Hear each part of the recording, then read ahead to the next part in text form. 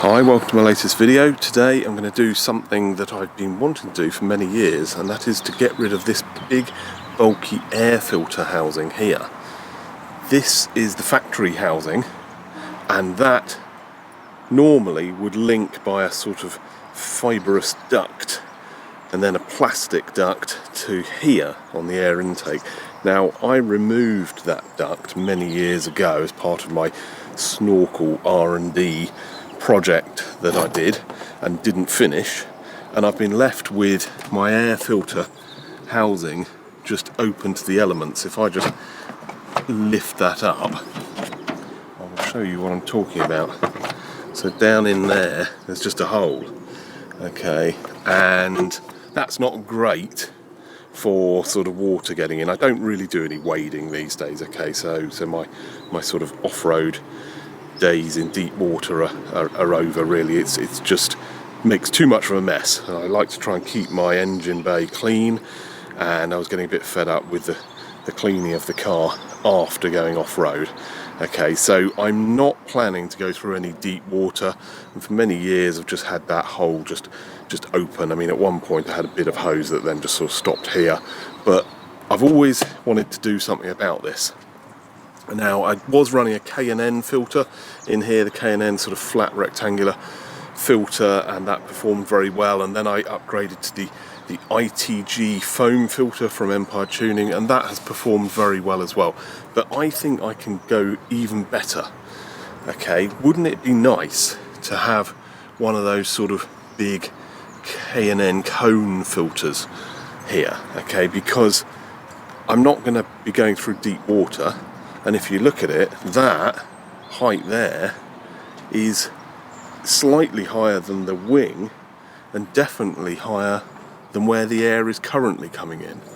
So if I did go through deep water, I think I'd actually be better off with a sort of cone filter here.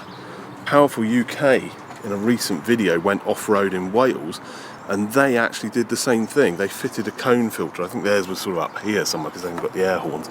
But they felt that it was a better setup doing that than the factory intake, which is fairly low. Okay, so a lot of people would think that's way high, but for off-road, that's not great. It really needs the snorkel kind of high up. Okay, but I'm not going to be fitting a snorkel, not for a while. I may one day finish my snorkel project, but it's just on the back burner for now, really. In the meantime, I want to do something with this. I want to get rid of this funny old rocking plasticky box that I just have never liked. So I thought, it's really simple. What I do is I get a bit of aluminium duct there, 70mm, because I've got the silicone intake duct here. Whack that in, and then buy a K&N cone filter and pop it on the end. Okay, so I bought this great big huge K&N cone filter. Okay, and I was going to do that, and then I suddenly had a thought, what about the MAF sensor? Where's that going to go? Right, back to the drawing board. This isn't going to work. So I had a look online, and believe it or not, you can buy an aluminium 70mm diameter joiner with the MAF sensor welded on there, or the MAF sensor holder. Okay, and I think that is the same. I'm not sure yet, I haven't tried fitting it, but this is designed for a Ford, for the, what is it, the Focus ST or Mondeo ST, which is, I think, possibly a similar engine, but it's the same MAF sensor. Okay, so I looked up the part number. So on the listing for this, it listed the part number of the MAF sensor for Ford, and I looked at that, and then I found the MAF sensor, and then looked at the models that MAF sensor worked with, and Land Rover Freelander 2 was on the list, which means this should work with that. Okay, so what I'm going to do is remove this, unplug that, undo that, take this out, get that off the car, and stick my new joiner there with the MAF sensor into this and see what it looks like. It may not work, but it's one of those projects where I've always wanted to try it and just see. You never know, it might perform better, it might make a nice induction sound, I don't know. I'll give it a go. If it's no good, I'll revert back to the factory airbox with the ITG filter that's in there at the moment. Okay, so what I'm going to do is remove the connector here from there. Let's just tuck that over there. Undo this.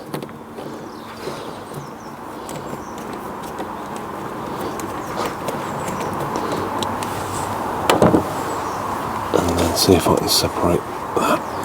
Okay, right, that should now come out. Yep, it does. Okay, so you can see the big hole here.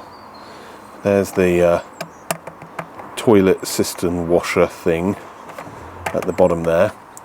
If you are going to be running with your factory airbox, make sure you've got a diaphragm in there. There's a video on this, it's called Hole of Doom, one of my most popular videos, and you need to have something here. Okay, so the factory diaphragm falls out.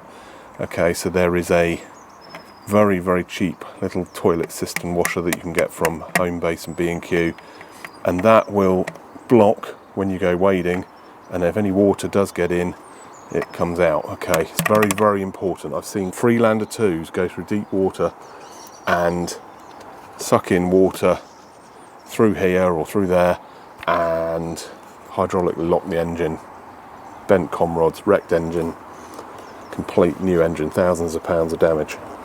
Very, very important. For the price of a £2 rubber washer, you could save yourself thousands of pounds. Okay, right, let's see if this fits. It's a shame in a way that this isn't chrome, not chrome, but shiny, polished aluminium. It's sort of rough finish. I've got shiny there and shiny here, and then a sort of almost like a brushed one. Oh, somebody's actually written airflow there. Okay, that's interesting. Yeah, so this there is a right and a wrong way round for this. That bolt there is stepped in from the end, and that one's right at the end. So that's very important to get that right, otherwise your MAF sensor sort of won't work or will be kind of misreading. So let's see how, now we could actually, this is interesting because I could actually mount this sort of at the side. I don't think there's enough room actually. Right, where's the, yeah, the other one was at an angle. I don't want it right on top because there's a possibility it might hit the bonnet when I close the bonnet. So let's just do it sort of right at an angle like that. Okay. So that because that can then plug in. Okay. I mean, one option which I may need to do is to get a 90-degree elbow that sort of comes more here and then have the filter here. This is the 60-degree from the silicone upgrade of the intake duct. I just want to see if this kind of works, and then I can think about changing hoses if it does work. Okay, but when I do that, then the MAF sensor cable could come out the side. Right, let's tighten this up. Push that in as much as I can.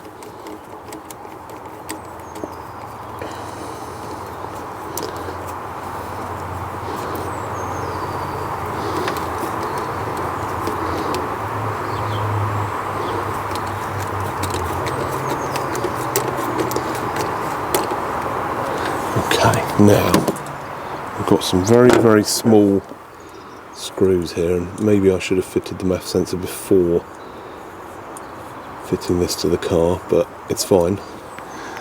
Let's take out these little screws, be careful not to drop them.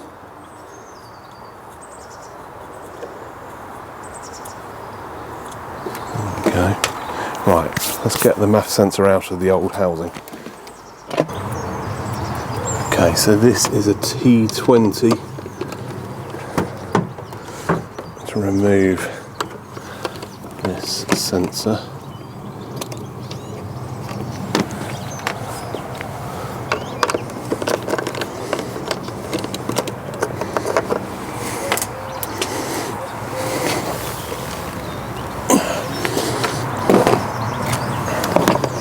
There we go, it's quite long, quite deep. That sits down in there. No reason to believe that there's an issue with this one. It's a bit dirty inside. You can see the thermistor in there. Okay, so it's just a kind of a resistor which changes its resistance with temperature, thermistor. Okay, and the air will blow over that. Now, some of these are what they call hot wire mass airflow sensor. And the idea is it's not just measuring the temperature, it's measuring the air volumetric flow. So, yeah, that one is a bit grubby in there. Okay, so I might want to consider renewing that at some point. But for now, I'm not getting any issues or errors with that. So that one goes in like so. Yep. Well, that's good. It fits. That's a bit of a relief. Carefully put these little screws in.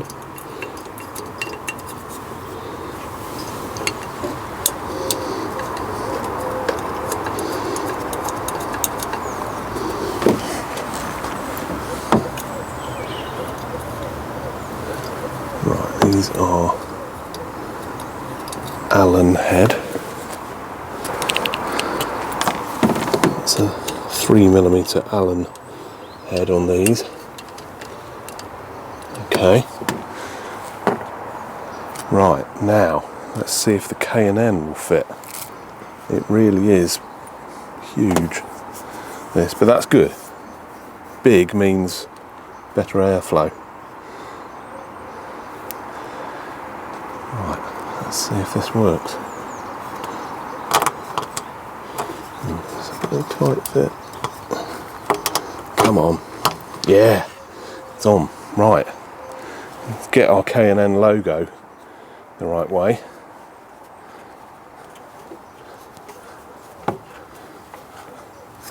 Okay, that actually fits nicely.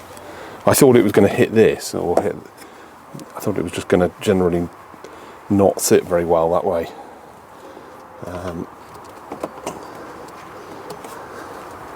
Okay, right, that's on there. Let's get the Jubilee clip tightened up.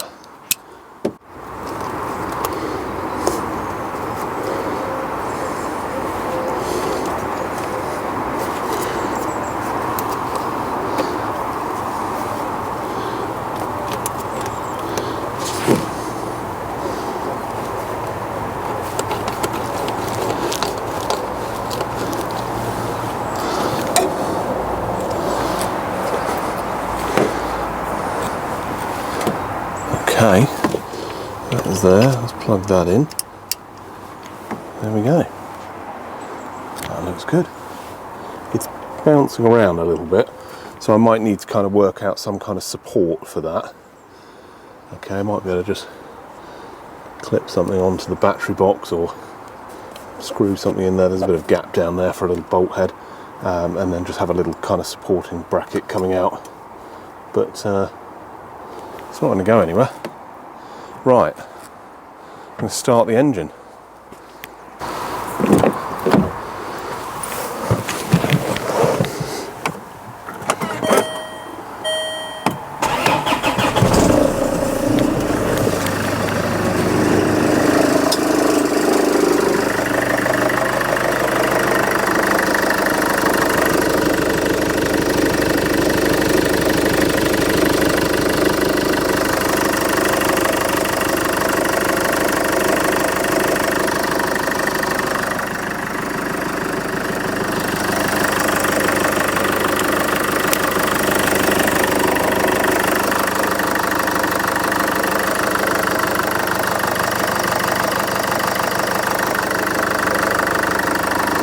Just see if the bonnet actually shuts. Yeah, that's okay.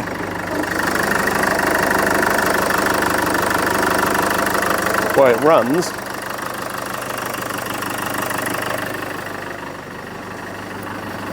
no issues, no an engine light or anything like that. Right, okay. Well, I think that's a success. Let's make sure the battery cover can still fit on.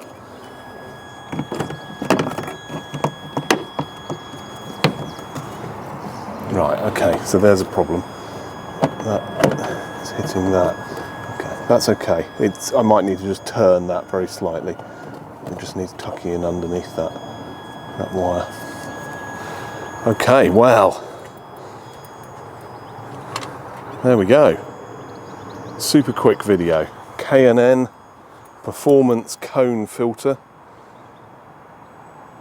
I'm going to go for a drive now and see how it performs. Okay, so I've just got back from a quick test drive and this is performing brilliantly.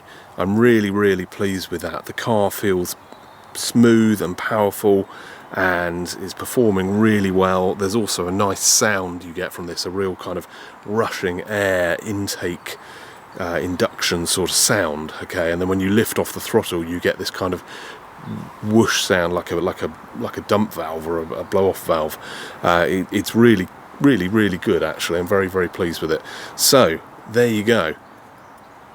MAF sensor adapter, big K&N cone filter. I'll put links to both of those in the video description. I hope that video was useful. Don't forget to like and subscribe. I'll see you in the next video. Thank you. Bye.